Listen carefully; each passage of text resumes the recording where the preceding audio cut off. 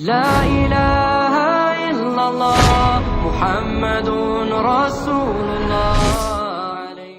Assalamualaikum warahmatullahi wabarakatuh. Sungguh mengerikan bahwa akan datang segolongan pelaku kaum Lut di tengah umat Nabi Muhammad SAW. Mereka disebut dengan julukan Al-Lutiyun, yang berarti para pengikut kaum Lut. Golongan ini terdiri dari 3 kelompok, yaitu kelompok yang suka memandang, lalu ada kelompok yang saling berjabat tangan, dan ada kelompok yang suka melakukan sodomi seperti halnya kaum Lut. Hal ini sebagaimana perkataan Ibnu Syal dalam kitab Al-Fiqh ala Madhabil Arba'ah. Virus atau penyakit ini tentu akan membuat setan dan iblis senang dan bahagia. Mereka akan sangat mudah menjerumuskan manusia ke lembah dosa LGBT dan neraka. Na'udzubillah min dzalik. Salah satu perkara yang bisa memancing perilaku kaum Lut adalah memandang pria amrod. Apa itu pria amrod? Wal amrod asyab alladzi balagha khuruja lihyatihi wa taras syaribu wa lam tabdu lihatuh. Amrod adalah pemuda yang selumrahnya sudah tumbuh jenggot dan kumisnya, namun belum tumbuh. Sebagian ulama menghukumi haram memandang lelaki amrod apabila disertai timbulnya syahwat. Hal ini sebab memandang pria amrod bisa menjerumuskan seseorang kepada perbuatan keji. Lelaki amrod biasanya terlihat tampan, imut, manis, dan terkadang wajahnya cantik seperti wanita. Usianya masih muda, meskipun tidak ada batasan sampai berapa usianya. Ciri-ciri lelaki amrod adalah terlihat masih polos. Tanda-tanda lelakinya belum terlihat seperti belum adanya kumis, jenggot, bulu kaki, dan lain sebagainya. Amrod bisa dikatakan sebagai anak muda yang tampan mempesona dan belum nampak tanda laki-lakinya. Seorang pria dilarang memandang amrod jika tidak ada kepentingan apapun. Imam Nawawi dalam kitab Syarhun Nawawi ala Sahih Muslim menjelaskan alasan larangan melihat amrod sebagaimana larangan melihat aurat perempuan. Sesungguhnya amrod juga bisa merangsang syahwat akibat keelokan parasnya sebagaimana perempuan. Bahkan ada sebagian besar yang lebih bagus parasnya dari perempuan. Tetapi dalam hal melihat amrod, keharaman itu lebih utama, sebab dimungkinkan sekali terjadi perbuatan buruk yang tidak terjadi sebagaimana interaksi pria dan perempuan. Dari penjelasan ini disimpulkan bahwa memandang seorang lelaki ternyata bisa menimbulkan suka sama suka antar lelaki.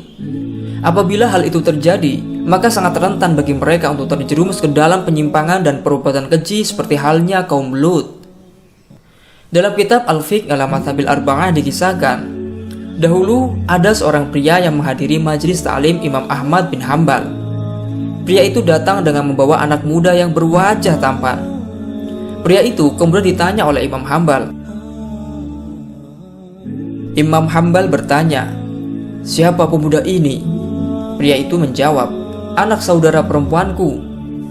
Imam Hambal lalu berkata dan melarang, "Jangan kau bawa dia untuk kedua kalinya ke sini, dan jangan engkau membawanya berjalan bersamamu agar tidak menimbulkan salah sangka bagi orang yang tidak mengenalmu atau mengenalnya." Tambah Imam Ahmad bin Hambal. Begitulah cara ulama berhati-hati terhadap lelaki amrod. Hal ini dilakukan agar tidak timbul fitnah dan sangka buruk dari orang lain. Dikisahkan juga bahwa dahulu Imam Sufyan Ats-Tsauri mempunyai kamar mandi untuk umum. Siapapun boleh mandi di tempat itu. Pada suatu waktu, ada seorang anak laki-laki berwajah tampan yang mandi di kamar mandi dengan telanjang. Mendapat hal itu, Imam Sufyan Ats-Tsauri lantas teriak sembari memejamkan mata, "Keluarkanlah dia dari kamar mandi. Sungguh bersama seorang wanita kulihat satu setan, dan bersama setiap anak tampan kulihat lebih dari 10 setan." Begitulah besarnya godaan dalam memandang lelaki amrod. Kisah-kisah ini memberi pengertian untuk kita agar senantiasa berhati-hati dalam menjaga pandangan, menghindari suka sama jenis, dan supaya terhindar dari penyimpangan kaum Sodom. Mengingat di zaman sekarang sangat mudah mendapati sumber maksiat dan dosa. Meskipun tidak secara langsung memandang seseorang, tetapi hanya lewat smartphone sangat mudah untuk melihat perkara-perkara yang menimbulkan syahwat. Dari situlah kemudian timbul penyimpangan-penyimpangan dan kemaksiatan. Penyimpangan tidak hanya dilakukan para pria saja, tetapi juga bisa dilakukan oleh para wanita. Istilah zaman sekarang, wanita yang suka sama wanita dinamakan lesbian. Dalam Islam, hukum berhubungan seksual sama wanita adalah haram. Imam Nawawi dalam kitab Nihayatul Zain menjelaskan, wa tasahhukun nisa haram wa yu'zaruna bidzalika li'annahu fi'lun muharramun. Qala al-qadhi Abu Thayyib wa ithmu dzalika ka ithmi zina liqauli sallallahu alaihi wasallam idza atatil mar'ah al-mar'ata fahuma zaniyan. Yang artinya, hubungan seksual sama perempuan atau sihak adalah haram. Pelakunya dikenakan sanksi level ta'zir karena sihak merupakan tindakan yang diharamkan. Qadhi Abu Thayyib mengatakan, dosa sihak serupa dengan dosa zina berdasarkan sabda Rasulullah SAW. Bila perempuan melakukan seksual dengan sejenisnya, keduanya telah berzina. Dari sini bisa kita ketahui bahwa hubungan seksual antara perempuan lesbi adalah haram hukumnya dan termasuk dosa besar. Lalu apakah hukuman yang pantas bagi pelaku sihak atau lesbi? Imam Ibnu Hajar Al-Haytami dalam kitab Tuhfatul Muhtaj yang lalu dijabarkan lebih dalam oleh Ibnu Qasim Al-Abadi dijelaskan, wala hadda bimafahatihi wa ghairiha mimma laysa fi taghyib hasyafah kasihak ibaratul mukhni wala bidyanil mar'ah al-mar'ah bal tu'zarani wala bistimna'ihi bil yadi bal yu'zara amma biyadi may yahilu istimna'u biha famakruhun li'annahu fi ma'nal azal li'adami ilajis sabiq. Yang artinya, tiada sanksi hudud bagi tindakan seksual dengan paha dan aktivitas seksual lain yang tidak sampai memasukkan kelamin laki-laki seperti sihak. Redaksi dalam Mughni, tiada sanksi hudud bagi pelaku lesbian. Keduanya cukup ditakzir. Begitu juga mereka yang melakukan masturbasi dengan tangannya. Mereka ditakzir. Sedangkan masturbasi pria dengan menggunakan tangan istri atau budak perempuannya, hukumnya makruh karena masuk kategori azal, keluar mani di luar vagina. Karena tidak ada masuknya penis seperti keterangan yang lalu.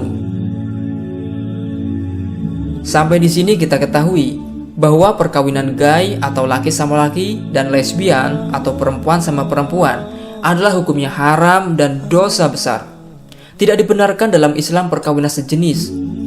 Homoseksual atau LGBT adalah sebuah penyakit dan virus yang harus diobati. Apabila tidak bisa, maka harus dibinasakan. Penyimpangan ini sudah keluar dari kodrat manusia dan melanggar larangan Allah SWT. Semoga kita senantiasa dihindarkan oleh Allah SWT dari segala perbuatan keji dan mungkar. Amin. Wallahu a'lamu bishawab. La ilaha illallah Muhammadun Rasulullah alaihi salatullah wa alihi wal ahibba